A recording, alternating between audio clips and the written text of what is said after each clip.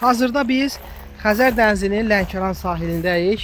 Arkada gördüyünüz bu çıxıntılar əslində ilk baxışdan qayalığı xatırladır, amma onlar burada bir vaxtlar mövcud olmuş ağacların, yəni daha dəqiq desək, meşə zolağının qalıqlarıdır. Xəzər dənizinin ilbəil quruması nəticəsində bu ağac qalıqları, ağac kötükləri üzə çıxıb və təbii ki, bunların burada çox sayılı olmasından demək olur ki, burada bir deyil, böyük bir meşə zolağı mövcud olub və bu meşə zolağı Xəzər sularının irəliləməsi nəticəsində suyun altında qalıb.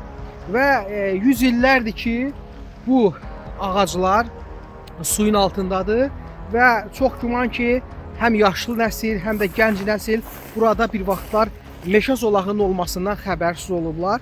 Onlar ola bilər 200 il, 400 il, 500 il bundan qabaq olur. Ona görə bu dəniz boyu, belə bu kənd boyu hamısı ağacdır bu. Amma indi hal-hazırda onlar yoxdur. Biz də böyüklərdən eşitdik. Onlar hansı ağac növünə aid olma ehtimalı? Palıd ağacının, əsasən palıd ağacı. Yəni burada hazırda yenə də var da sahil boyu ərazilərdə. Bəli, bura palıd.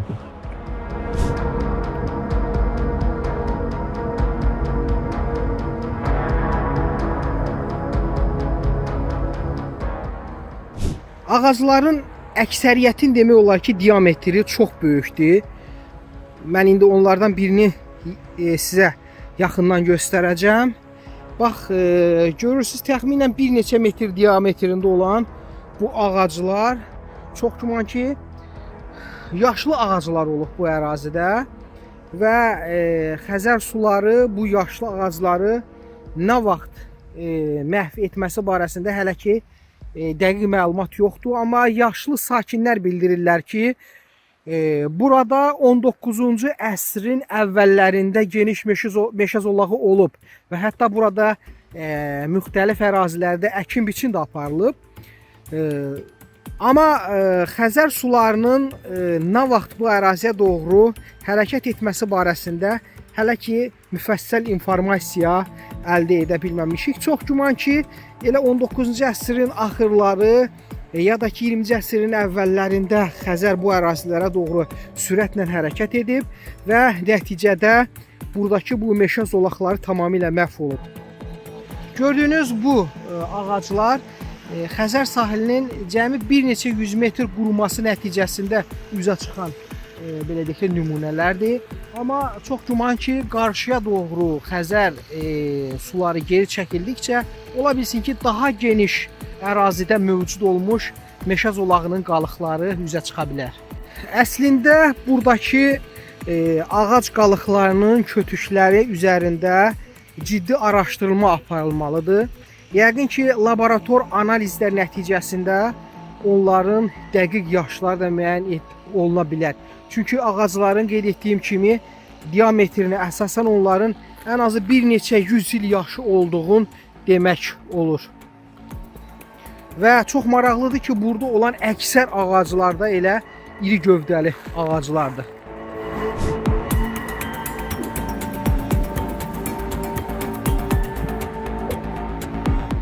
Bütün bu nümunələr bir daha göstərir ki, heç də Xəzər dənizi son vaxtlar daha çox səsləndirildiyi kimi qurumur. Əslində Xəzər dənizi bir vaxtlar mövcud olduğu öz tarixi sahilinə doğru geri çəkilir. Çünki Xəzər müxtəlif dövrlərdə irəliləyərək gördüyünüz kimi yaşayış zonalarını, eyni zamanda yaşıllıq zolaqlarını, bax bu faktlarda göründüyü kimi meşə zolaqlarını da suyun altında qoyub və bu da onların canlı sübutudur.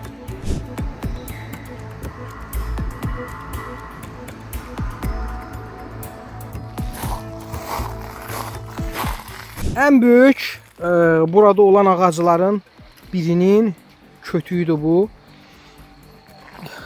Təxminən 4-5 metr diametrində ola bilər bu ağac. Təbii ki, bunun diametrinin bu dərəcədə nəhəng olması da elə ağacın yaşının da çox olduğunu deməyə əsas verir. Və qarşıda bu tip daha bir neçə iri gövdəli ağaclar var. Və bu ağaclar palıd ağacı olduğu deyilir. Və qeyd edeyim ki, Lənkəran şəhərində, şəhərin mərkəzində də xeyli bu tip palıd ağacları mövcuddur.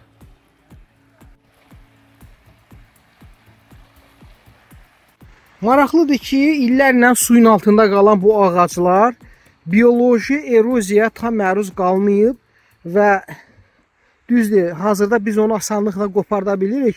Amma bəzi ağaclar var ki, onlar demək olar ki, suyun altında qalaraq daşlaşıblar. Bura gələnlər burada qaya daşların daha çox olduğunu düşünürlər. Amma əslində bütün bunlar bir vaxtlar mövcud olmuş meşə zolağının tərkib hissələri olaraq hazırda qalmaqdadır. Bu yaşıllıq olan ərazi isə bir neçə il ərzində Xəzərin geri çəkilməsi nəticəsində yaranıb. Artıq burada ərazi üçün xarakterik olan flora-fauna sistemi də formalaşmağa başlayıb. Amma mütəxəssislər bildirirlər ki, burada heç də müəyyən yaş obyektlər tikmək məsləhət deyil. Çünki zaman keçdikcə necə Xəzər bir vaxtlar irəliləyərək meşə massivini suyun altına qərq edib, nə vaxtsa yenidən bu istiqamətə doğru Xəzər suları hərəkət edərək bu əraziləri də suya qərq edə bilər.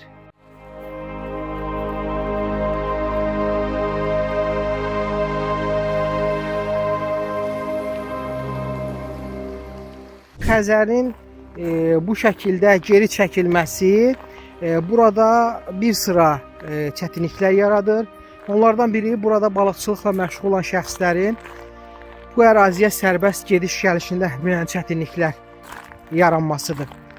Biz qarşıda müşahidə edirik, qarşıda balıqçı qayıqları var. Onlar əldə etdiyimiz məlumata görə elə sahildə müəyyən məsafədə qayıqları balıqçılar saxlayırlar və orada suyun içi ilə keçərək sahilə doğru çıxmağa çalışırlar.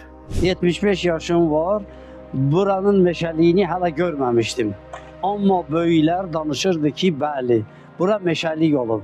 Ona görə də bura kənar meşə kəndi deyilirdi. Kənar meşə, yəni meşənin kənarı olan bir kənd kimi təqdim olunurdu. Mən heç vaxt görməmişəm ki, burada meşə olub. Amma dəniz çəkilə-çəkilə, dəniz çəkiləndən sonra o qum yavaş-yavaş,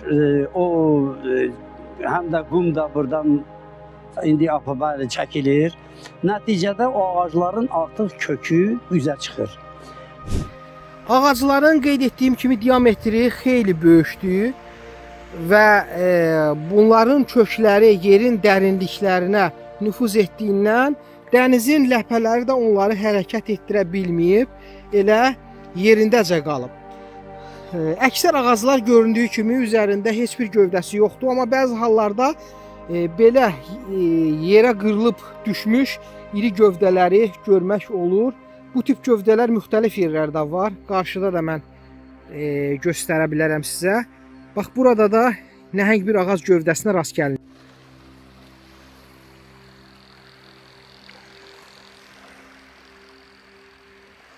Hətta orada çoxlu ağaclar var, böyük ağaclar, belə 1 metr yarım olan enində ağaclar var orada. O ağaclar yavaş-yavaş çıxır bizə. O, deməli, böyüklər bizə danışırdı ki, burada olub meşə. Amma biz görməmişdik. İndi artıq sübut olunur ki, bəli, doğrudan da burada artıq meşəlik olubmuş. Deməli, belə qənaətə gəlmək olar da Xəzər sürətlə buraya doğru. Bəli, Xəzər artıq bu dəmir yoluna qədər gəlmişdi. Çünki ona görə də burada şey tökürdülər, böyük daşlar tökürdülər, vagonlar gətirib tökürdülər ki, dəniz artıq gəlməsin bu tərəfə. Amma sonra yavaş-yavaş çəkiləndən sonra o köklər üzə çıxdı, o ağacların kökləri üzə çıxandan sonra ağaclar artıq var orada. Onlar qumun altındadır. O ağaclar qumun altındadır. Böyük yoğuşlu, böyük 1 metr yarıma qədər olan ağaclar hətta onların adı. Onlar altındadır. Bu barədə Azərbaycanda kütləvi informasiya vasitələrində gün boyu müxtəlif məlumatlar dərc olunub. Hazırda da bir sıra kütləvi informasiya vasitə nümayəndələri bura gəlməkdədir və ərazidə üzə çıxan bu ağac kötüklərinin qalıqları ilə bağlı, burada olan meşə qalıqları ilə bağlı məlumatlar hazırlayırlar.